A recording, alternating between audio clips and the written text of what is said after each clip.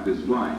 It is the A-37 of the Pacific Air Forces, piloted by men of a relatively new unit, the 604th Air Commando Squadron, known as Combat Dragon.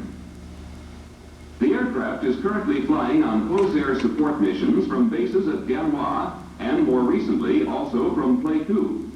This is a report on the capabilities of the A-37 and the evaluation program Combat Dragon.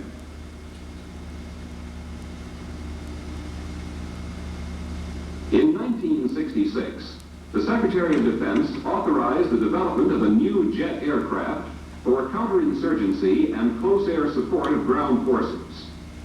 Because the need was pressing, time was not available to design and build an entirely new aircraft from the ground up. Out of mothballs at Williams Air Force Base, Arizona storage area were taken the very first Cessna-built T-37 trainers. To meet its new requirements, many modifications were made. The original engines were replaced by two J-85-17s, each with more than twice the thrust of the old. Armor plating was added for the pilot's protection. Because ground fire was inevitable, the A-37's fuel tanks were filled with plastic foam to increase survivability by reducing the possibility of in-flight fire, the pilot's most deadly trap. A 7.62 rapid-fire minigun was built into the aircraft's nose for strafing runs. A simple fire control system was installed, featuring a manually adjustable gun sight. The wings gained 8 pylons, capable of carrying a maximum load of 5,400 pounds. And for comparison purposes under combat conditions, half the rejuvenated models were painted with a standard brown and green pattern, the others with a new test coat of pale blue and white. Simultaneously, throughout the Air Force, volunteers were being recruited to form the new squadron.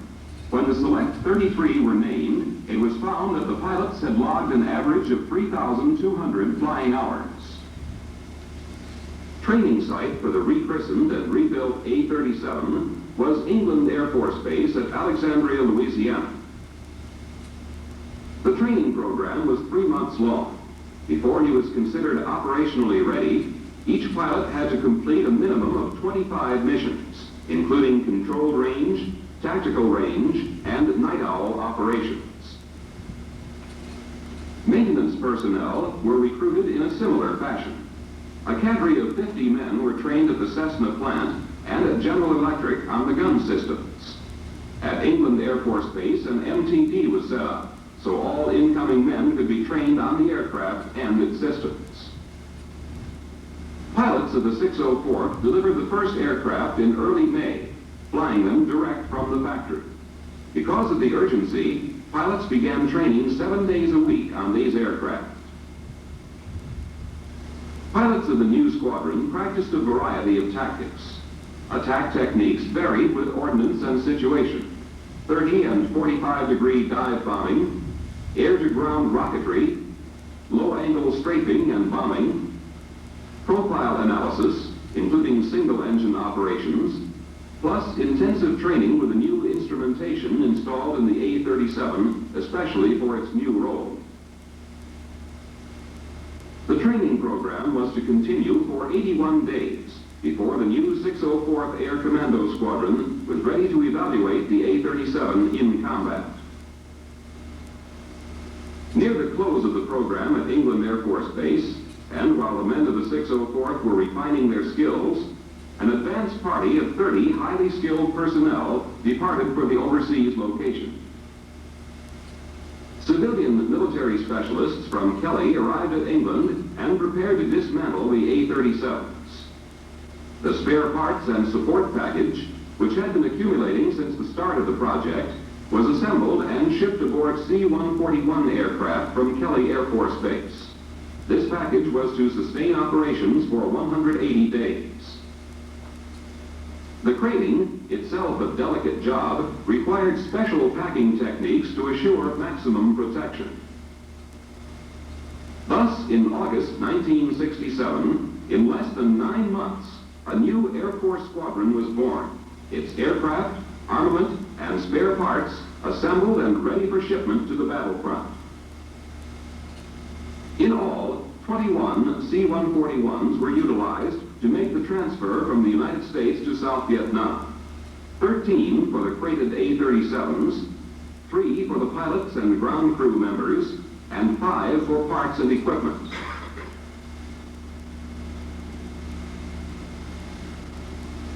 Less than 2 days after leaving Louisiana, the first of the C-141s put down at the Bien Hoa Air Base in the Republic of Vietnam on the opposite side of the world. Offload crews and vehicles were ready and waiting as the big transports landed. Loaded aboard trucks, the crated A-37 were taken immediately to the 604th revetment area for uncrating and reassembly.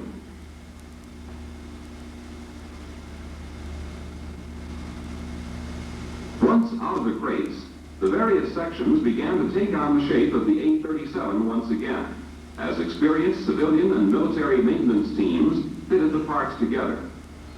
A 20-man crew assembled a complete operational aircraft in the amazingly short period of only 2 hours. 24 hours after its arrival, the first A-37 was ready to be test flown by a member of the advanced team. Rules of engagement briefings and indoctrination sessions occupied the first 2 days. Although a fledgling among Air Force squadrons, the individual pilots were hardly that. Though their backgrounds varied greatly, these men had flown everything from F-105s to C-141s. During the next few days, the pilots flew as passengers aboard F-100 Super Sabres to study the surrounding terrain and to become familiar with local operating procedures. Pilots were also dispatched to fly with the famed O-1 bird dogs, the eyes of the strike force, in order to get a close look at enemy defenses. The 604th was designed to be a self-sufficient unit with little dependency on its host base. It had the capability of splitting and deploying men and aircraft to forward locations, performing its own operations, maintenance, supply, and munitions functions.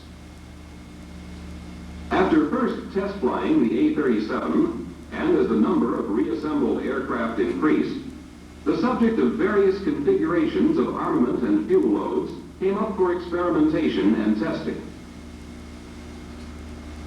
A typical configuration, 4 500-pound GP bombs with 2 100-gallon drop tanks and 2 full tip tanks, giving an effective radius of 250 miles. Another configuration could be 2 500-pound GP bombs and 2 CBU-14 with 2 drops and full tips, also giving a 250-mile radius. A third could be 2 750-pound, 2 500-pound, 2 250-pound GP bombs with full drops and 1/2 full tips, effective radius 150 miles. A fourth configuration, 4 500-pound GP bombs and a CBU-14 with 2 drop tanks and 2 tip tanks half full, effective radius 150 miles. 4 500-pound and 2 250-pound GP bombs with full drops and half full tips, 150 miles. 2 750-pound, 4 250-pound GP bombs with 2 drops and half full tips, 150 miles. A seventh configuration is a very effective load of 4 750-pound, 2 500-pound, and 2 250-pound GP bombs with half full tips, 75 miles. The nose gun is also carried on all configurations previously described. The configuration for each mission, of course, depends on the target, whether the enemy troops are spread out in the jungle or dug in deep in bunkers, whether it's a fixed facility such as a bridge or a moving target like canal traffic. Can you cut the video, please, man? Okay. Thank you very much. What I wanted us to get out of that was just